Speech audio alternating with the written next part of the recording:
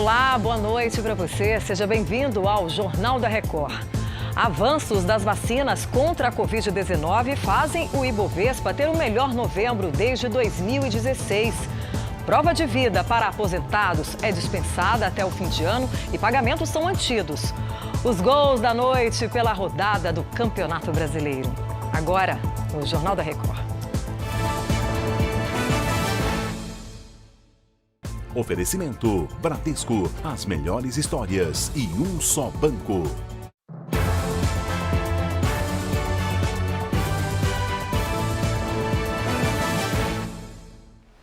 A Anvisa entrou para um grupo internacional de investigação farmacêutica e se junta a 53 países. Vamos a Brasília com Matheus Escavazini. Boa noite, Matheus. O que significa para a gente aqui no Brasil isso? Boa noite, Patrícia. O ingresso no esquema de inspeção, cooperação e inspeção farmacêutica deve facilitar e agilizar o processo de certificação de vacinas contra a Covid-19. Isso porque há um intercâmbio de documentos e muitas vezes pode reduzir o tempo de análise e a quantidade de inspeções. A Anvisa informou que a adesão significa contar com o reconhecimento internacional das inspeções e boas práticas de fabricação de medicamentos. O Brasil se junta a um grupo que inclui Alemanha, Estados Unidos, França e Canadá. Nesta segunda, na China, a Anvisa começou a inspeção para verificar a qualidade de produção da vacina Coronavac. O trabalho dos técnicos deve acontecer até a próxima sexta-feira. Patrícia. Obrigada, Matheus, pelas suas informações. E até o fim de dezembro, São Paulo espera ter em mãos 46 milhões de doses da Coronavac, a vacina contra a Covid-19. 6 milhões de vacinas já viriam prontas da China e 40 milhões seriam formuladas e envasadas em São Paulo. Na semana passada, chegou o primeiro lote com 120 mil doses. A vacina, que é desenvolvida pela farmacêutica Sinovac em parceria com o Instituto Butantan, está na fase final de testes e os resultados devem sair na primeira semana de dezembro. Tomara, né? Já o Reino Unido anunciou nesta segunda-feira que deve começar a vacinação contra a Covid-19 nas próximas semanas. Quem garantiu o início da imunização foi o primeiro-ministro britânico Boris Johnson. Ele visitou a fábrica onde vai ser produzida a vacina e desenvolvida pela Universidade de Oxford e a farmacêutica AstraZeneca. O imunizante ainda aguarda aprovação da agência reguladora do Reino Unido. O Brasil deve receber 80 milhões de doses dessa vacina até fevereiro de 2021. A exigência da prova de vida anual de aposentados e pensionistas do INSS está suspensa até o fim do ano. E a Virgínia Nalon tem os detalhes dessa decisão aí, né, Virgínia? Boa noite para você. Oi, Patrícia, boa noite para você, boa noite a todos. A prorrogação da medida foi publicada nesta segunda no Diário Oficial. Até 18 de março, só recebia os pagamentos quem se submetesse à chamada prova de vida, que é quando o aposentado vai até a agência para se identificar. Mas por conta da pandemia, os pagamentos foram mantidos mesmo sem essa prova de vida. Agora o governo federal prorrogou essa decisão. A exigência é feita todos os anos no mês de aniversário do beneficiário. A decisão vale para todos os beneficiários residentes, tanto no Brasil quanto no exterior. Patrícia. Obrigada, Virgínia. Bom descanso para você. E depois de São Paulo limitar horários e capacidade de atendimento do comércio, bares e restaurantes, cidades do entorno da capital também foram no mesmo sentido. São Bernardo do Campo restringiu o atendimento em bares e restaurantes, academias e salões de beleza. Também proibiu o funcionamento de cinemas e teatros. A vizinha Santo André prometeu caçar o alvará de funcionamento de quem desrespeitar as normas. E para tentar diminuir o avanço do coronavírus, Maringá, no Paraná, proibiu a venda e o consumo de bebidas alcoólicas após as 5 da tarde. Isso de segunda a sexta-feira. O comércio que desrespeitar vai ser multado em R$10 mil. E quem for flagrado bebendo vai pagar multa de R$ 1.500. Fica proibida a abertura de comércios e shoppings aos finais de semana. As medidas valem a partir desta terça, 1º de dezembro. E a polícia de Belo Horizonte fechou um bar da cidade por 2 vezes em menos de 48 horas. Na madrugada do sábado, o comércio foi interditado por desrespeitar os protocolos de segurança contra a Covid-19. Na tarde desta segunda, a Guarda Municipal encontrou o local funcionando. O bar foi interditado novamente e dessa vez lacrado. O desmatamento na maior floresta tropical do mundo cresceu no último ano e chegou ao maior patamar desde 2008. Assunto para o Felipe Nobre, lá de Belém. Boa noite, Felipe. Boa noite, Patrícia. Os dados foram divulgados nesta segunda-feira pelo PRODES, que é um sistema via satélite que dá uma estimativa oficial do desmatamento no país. De acordo com o levantamento, somente no período entre agosto de 2019 e julho deste ano, foram desmatados cerca de 11 mil quilômetros quadrados da Amazônia. Isso representa um aumento de 9,5% em relação ao ano anterior. Olha, esses números acendem um sinal de alerta. No período de agosto de 2018 a julho do ano passado, o aumento já tinha sido de aproximadamente 34%. Os estados do Pará, Mato Grosso, Amazonas e Rondônia foram os que mais registraram desmatamento. Patrícia. Que notícia ruim. Obrigada pelas informações. A Polícia Civil Gaúcha já ouviu 40 testemunhas no inquérito para apurar a morte de João Alberto Freitas, cliente agredido por seguranças dentro de um supermercado em Porto Alegre. O repórter Vitor Costa tem as informações para a gente, né, Vitor? Boa noite aí para você. Muito boa noite, Patrícia. Boa noite a todos. Os investigadores informaram que o inquérito deverá ser concluído até sexta-feira. Até o momento, 3 pessoas estão presas por causa da morte de João Alberto Silveira Freitas, de 40 anos de idade. Os 2 seguranças que participaram da agressão e a fiscal de caixa, que acompanhou tudo de perto com um dispositivo em mãos, possivelmente um radiocomunicador. A motivação para o crime ainda não está esclarecida. A polícia também não descarta enquadrar mais pessoas por envolvimento na morte. Patrícia? Obrigada. A Justiça do Rio recebeu mais um pedido de prisão contra a deputada federal Flor de Lis. Ela é acusada de ser a mandante da morte do marido, do pastor Anderson do Carmo. O Pedro Paulo Filho tem mais informações sobre esse caso para a gente. Boa noite, Pedro. Oi, Patrícia, boa noite para você, boa noite a todos. Olha, esse pedido foi feito pelo advogado da família do pastor. A justificativa é que o crime não teve qualquer relação com o mandato de parlamentar. E com isso, Flor de Lis poderia ser presa. Na sexta-feira tem nova audiência do processo. Devem participar a deputada e outros acusados, incluindo 7 filhos adotivos e biológicos do casal. Lembrando que o pastor foi morto em junho do ano passado. E Flor de Lis ainda aguarda aquela análise da acusação de falta de decoro no Conselho de Ética da Câmara. Se tiver um mandato cassado, a deputada perde a imunidade e também pode ser presa. Patrícia. Bom descanso, Pedro. Olha, em dezembro chega com tarifa extra na conta de luz. Voltamos a Brasília com Matheus Scavazini. Suas informações, por favor. Patrícia, a partir dessa terça-feira, os consumidores de todo o Brasil vão pagar a bandeira tarifária vermelha no patamar 2, a mais cara de todas. Apesar de ter dito em março que não faria cobrança extra este ano, a Agência Nacional de Energia Elétrica voltou atrás. A justificativa é que o consumo já retornou aos patamares pré-pandemia e a seca prejudicou os reservatórios. Por isso foram acionadas as termoelétricas, o que aumenta o custo da energia. A bandeira vermelha no patamar 2 traz um custo extra de R$ 6,24 a cada 100 kWh consumidos. Patrícia? Obrigada, Matheus. E agora vamos ao telão mostrar que, segundo o Ministério da Saúde, o Brasil tem hoje mais de 6.335.000 casos de Covid-19. São 173 mil mortos. Foram 287 registros de mortes em 24 horas. E, nesse mesmo período, 23 mil pessoas se recuperaram.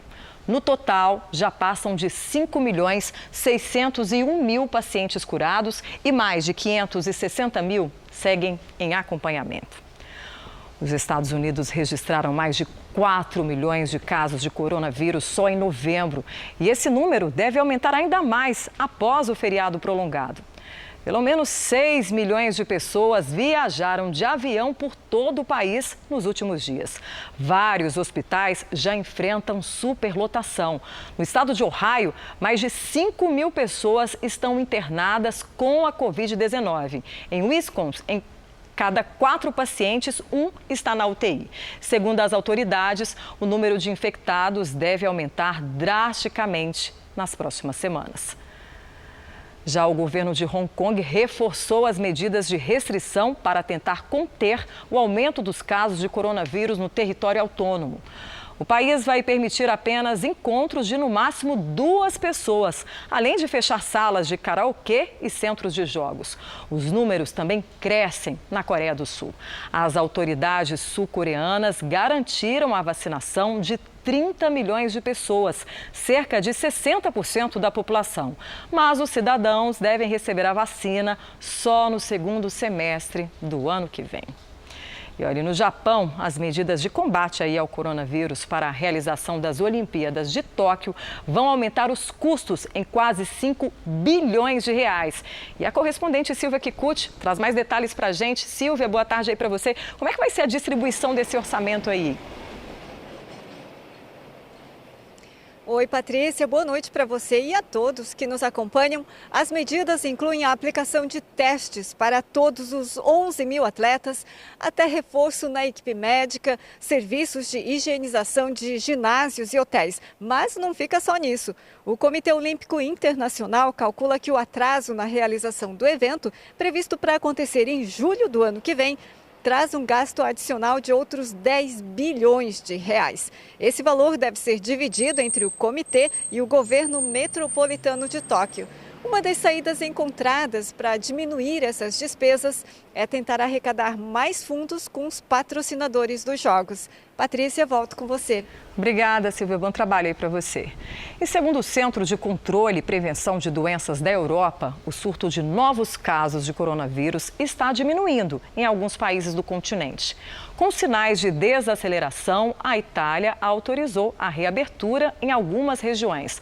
Na Inglaterra, um novo estudo revelou que a taxa de infecção caiu 30% desde o início dos novos bloqueios. Mesmo assim, a Organização Mundial da Saúde diz que não é o momento para relaxar nos cuidados e pediu para que toda a população respeite as medidas de isolamento. Na França, trabalhadores dos setores de turismo e eventos protestaram na cidade de Nantes contra as medidas de restrição no país.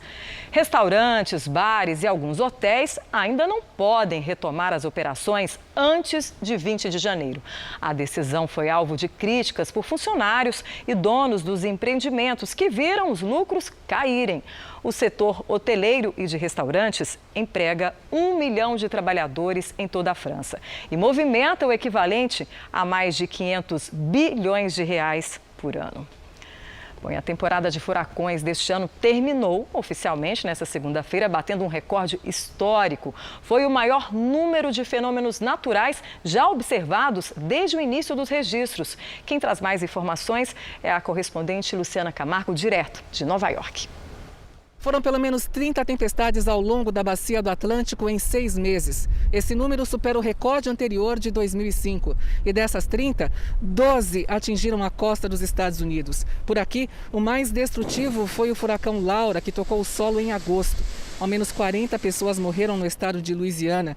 E o prejuízo superou o equivalente a 74 bilhões de reais. Segundo os especialistas, o aquecimento dos oceanos foi um dos principais fatores para que os furacões se tornassem mais potentes e duradouros em 2020. E a tendência é que os fenômenos naturais se intensifiquem nos próximos anos. De Nova York, Luciana Camargo. Bom, e nos Estados Unidos também é temporada de compras. Deve ser confirmado um recorde de vendas nesta segunda-feira. A segunda-feira pós-Black Friday é conhecida no país como Cyber Monday, um dia tradicionalmente de descontos em produtos de tecnologia. A previsão da indústria é movimentar quase 70 bilhões de reais, um valor maior até que a Black Friday, que gerou cerca de 50 bilhões de reais.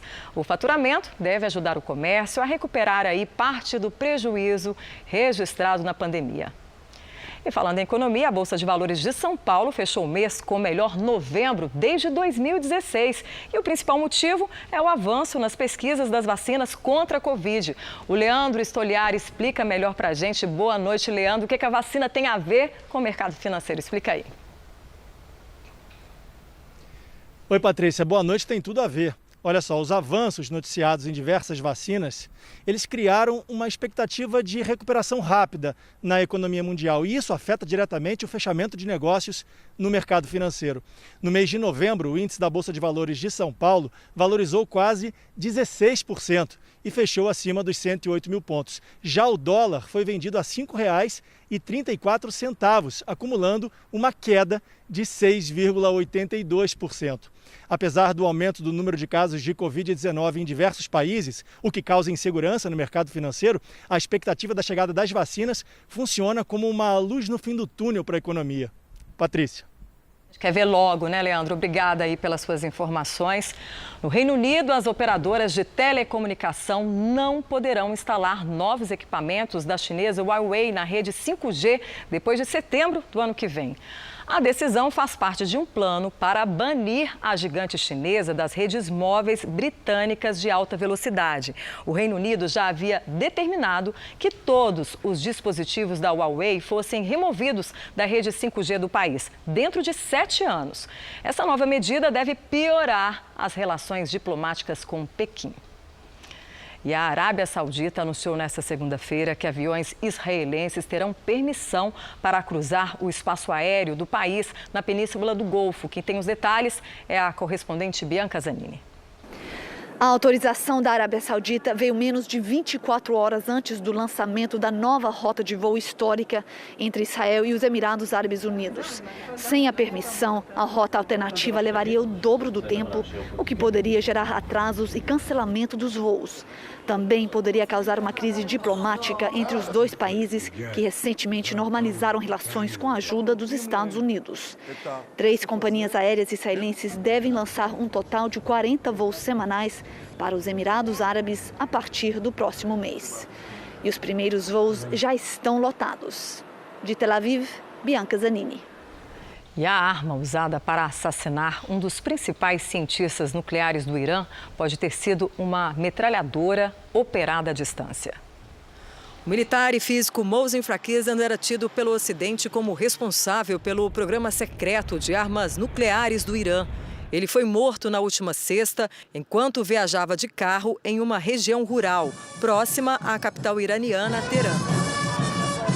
As autoridades iranianas dizem que a arma usada foi uma metralhadora automática operada por controle remoto, um método totalmente profissional e sofisticado. Nenhum país assumiu a autoria do ataque. Os iranianos acusam Israel e os Estados Unidos. Durante o enterro do cientista, o ministro da Defesa do Irã afirmou que o assassinato não ficará sem resposta e que o programa nuclear iraniano deve ser acelerado.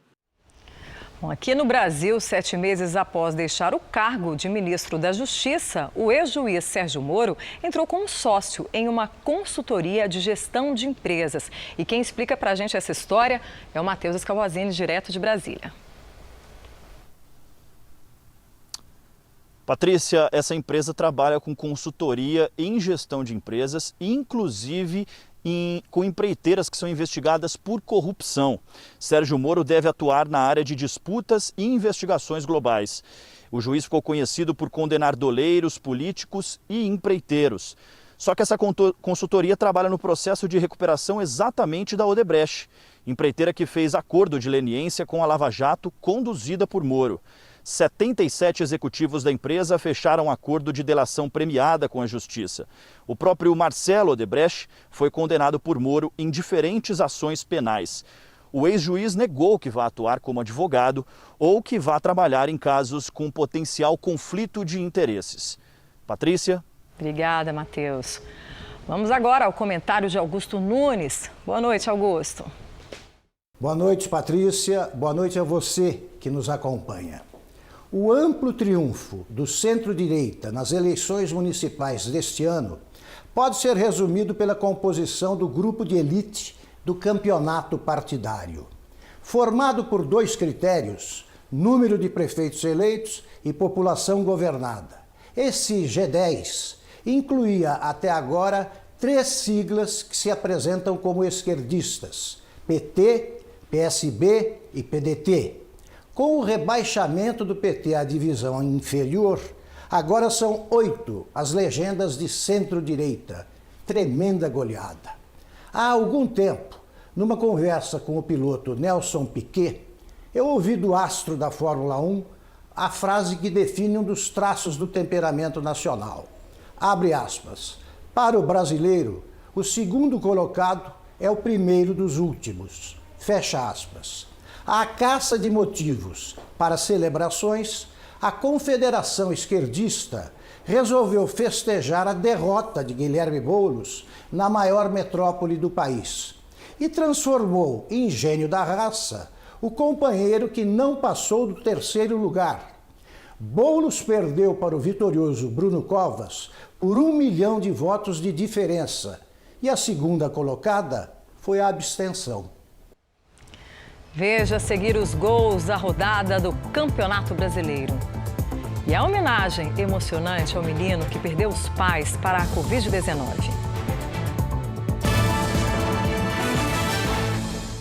Voltamos com o futebol. O campeonato é português, mas os torcedores do Flamengo e do Grêmio vão gostar de ver, viu? O Benfica, do técnico Jorge Jesus, venceu o Marítimo com gol de Everton Cebolinha. Na Ilha da Madeira, o Marítimo saiu na frente. Otamendi recuou fraco e deu de presente para o brasileiro Rodrigo Pinho. Ele deu um leve toque e abriu o placar para o time da casa. O empate do Benfica teve a participação de Everton Cebolinha. Ele recebeu, tocou para Grimaldo, que cruzou rasteiro para o capitão Pizzi deixar tudo igual. No segundo tempo, Seferovic achou Everton Cebolinha dentro da área. No domínio, o atacante tirou do também brasileiro Cláudio Vinck e virou o jogo. Para a alegria do técnico Jorge Jesus, o Benfica é o 3º colocado no campeonato português. Aqui no Brasil, a segunda pós-eleições teve 3 jogos pelo Campeonato Brasileiro. Fluminense e Bragantino empataram sem gols. O Vasco perdeu em casa para o Ceará e o Grêmio colou nos líderes, com direito a uma quebra de recorde. Na arena do Grêmio, Renato Portaluppi se tornou o técnico com mais jogos à frente do tricolor gaúcho. 384 partidas. Ele recebeu uma camisa comemorativa com a marca e uma placa antes do jogo contra o Goiás. Com a bola rolando, quem ganhou o presente foi Jean-Pierre. O goleiro Tadeu saiu errado e o camisa 10 não perdoou. No segundo tempo, Luiz Fernando cruzou para Maicon fazer o segundo do Grêmio. Fábio Sanches lançou para o jovem João Marcos, que tinha acabado de entrar. Ele marcou o gol de honra, o primeiro dele como profissional. O Grêmio se aproxima do G4 e o Goiás segue na lanterna. No Rio de Janeiro, o Vasco foi surpreendido pelo Ceará. Logo aos 3 minutos, Pedro Nares tabelou com Vina e abriu o placar. Léo Chu cruzou da esquerda e Kleber fez 2-0 para o time cearense. O Vasco diminuiu no segundo tempo. Luiz Otávio fez pênalti em Ribamar. Ele mesmo cobrou, sem chance para Richard. Mas a reação parou por aí. Lima roubou a bola no campo de defesa e puxou o contra-ataque. Ele rolou para Saulo Mineiro de primeira ampliar. No final, Saulo ainda sofreu um pênalti, marcado com a ajuda do VAR.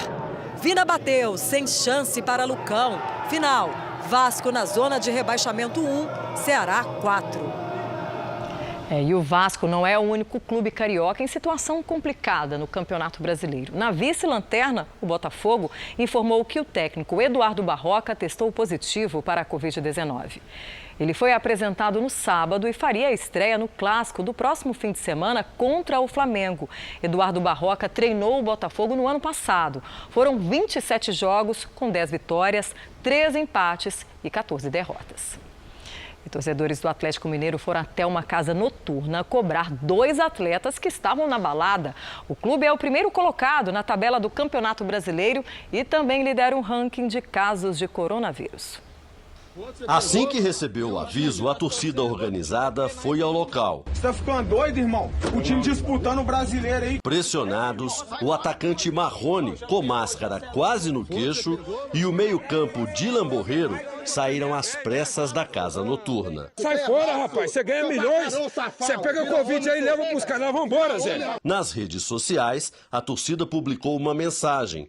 Em plena pandemia, estes irresponsáveis estão em balada, com sério risco de se contaminar pela Covid e ainda passar para os demais jogadores.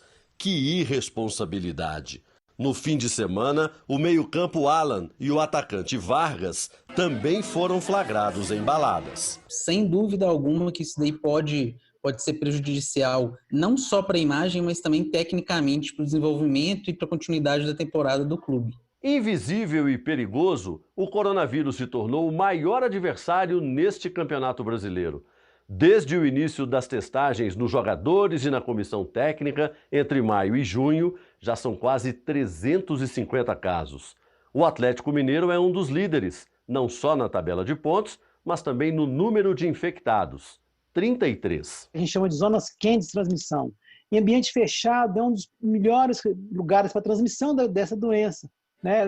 Mais uma boate, bar, restaurante, as pessoas estão cantando, estão bebendo, estão confraternizando, estão muito próximas umas das outras. Então, que no ambiente, assim, a chance de sair com a Covid ali é muito grande. E depois de perder os pais para a Covid-19, um menino de 5 anos foi surpreendido com uma grande festa de aniversário nos Estados Unidos.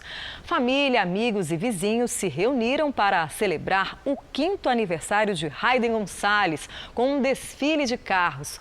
Todos passaram buzinando e parabenizando o garotinho que ficou órfão recentemente.